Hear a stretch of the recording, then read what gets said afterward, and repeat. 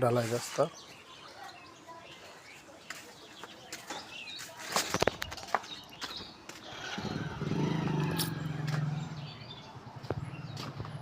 বাড়ি সামনের ওই পাঁচিল পর্যন্ত শেষ সীমানা। ওইদিকে একটা পাঁচিল আছে, ওই পাঁচিল পর্যন্ত শেষ। বাইরে দিয়ে বাড়ি,